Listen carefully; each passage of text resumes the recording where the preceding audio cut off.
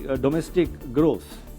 In contrast to global trends, domestic economic activity exhibits resilience on the back of strong demand. That is strong domestic demand. The momentum in agricultural activity in the second quarter of this financial year, that is 23-24, has been sustained, although the monsoon has been somewhat uneven. The acreage under Kharif crops as on September 29 was 0.2% above the last year's level. The industrial sector extended recovery in the second quarter. Manufacturing sector gained ground in July and August, supported by key sectors such as pharmaceuticals, basic metals, cement, motor vehicles, and food products and beverages. The Purchasing Managers Index, that is PMI for manufacturing, remained robust. வங்கிகளுக்கு வழங்கப்படும் குறுகிய கால கடன்களுக்கான வட்டி விகிதத்தில் மாற்றமில்லை என reserve வங்கி ஆளுநர் சக்திகாந்த தாஸ் தெரிவித்திருக்கிறார். ரெப்போ வட்டி விகிதம் 6.5% தொடர்கிறது எனவும் அவர் தெரிவித்திருக்கிறார். உலகத்தின் வளர்ச்சி என்ஜினாக இந்தியா திகழ்வதாகவும் அவர் தெரிவித்திருக்கிறார்.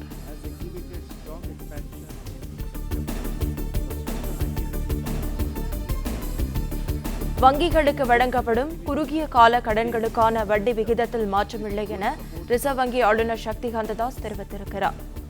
ரெப்போ வட்டி விகிதம் 6.5% தொடர்கிறது எனவும் உலகத்தின் வளர்ச்சி என்ஜினாக இந்தியா திகழ்வதாகவும் ரிசர்வ் வங்கி ஆளுநர் சக்திகாந்த தாஸ் தெரிவித்திருக்கிறார்.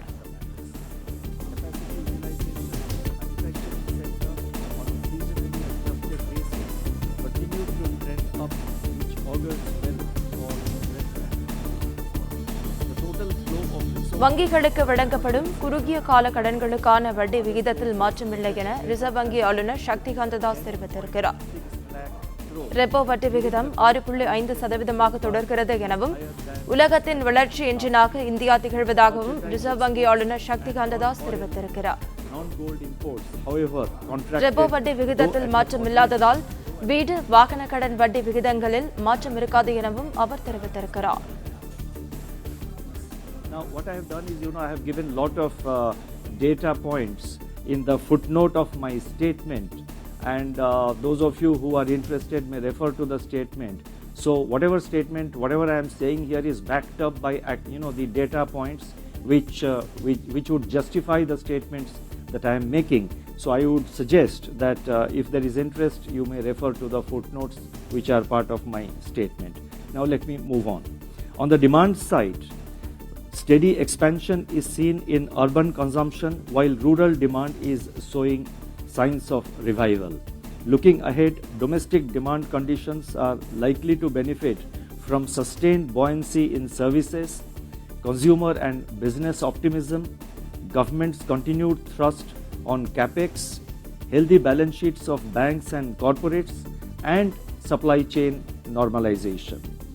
Headwinds from geopolitical tensions and geo-economic fragmentation, volatility in global financial markets, global economic slowdown, and uneven monsoon, however, pose risks to the outlook. Taking all these factors into consideration, real GDP growth for the current financial year, that is 2023-24, is projected at 6.5%, with Q2 at 6.5%, Q3 at 6%, and Q4 at 5.7%. The risks are evenly balanced. Real GDP growth for the first quarter of next financial year, that is 24-25, is projected at 6.6%. Now, I said that economic activity continues to be resilient, and this is precisely what I was hinting at this is precisely what I was referring to when I said that please have a look at the footnotes. The data points will justify that statement, why we are saying that economic activity continues to be resilient and why we are projecting the current year GDP growth to be 6.5%. I would now like to focus on inflation. The heightened inflation levels in July and August at 7.4% and 6.8% respectively were largely driven by food price pressures. Vegetables with a weight of around 6% in CPI basket contributed to about 1/3 of CPI headline inflation in July and to around 1/4 of overall inflation in the month of August. Sustained inflationary pressures in cereals, pulses and spices added to the overall food inflation. On the positive side, core inflation softened to 4.9% during July and August. It has eased by around 140 basis points, 140. It has eased by around, that is core inflation has eased by around 140 basis points from its recent peak in January 2023. Further disinflation of the core component is critical for price stability. As evident from our survey, there is further progress on anchoring of inflation expectations, which entered single-digit zone for the first time since COVID-19 pandemic. Now, this is a part of the surveys that which we have done, so let me repeat this sentence for better clarity.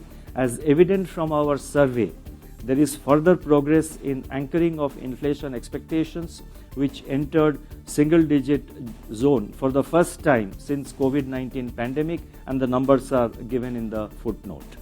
While near-term inflation is expected to soften on the back of vegetable price correction, especially in tomatoes, and the reduction in LPG prices, the future trajectory will be conditioned by a number of factors.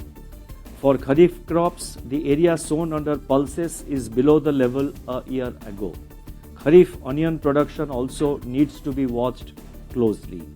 Demand-supply mismatches in spices are likely to keep these prices at elevated levels. The inflation trajectory will also be shaped by the El Nino conditions and global food and energy prices. In fact, global food and energy prices, if you see, over the last several months, they have been considerably volatile and they require careful monitoring, but that imparts further uncertainty to the inflation outlook.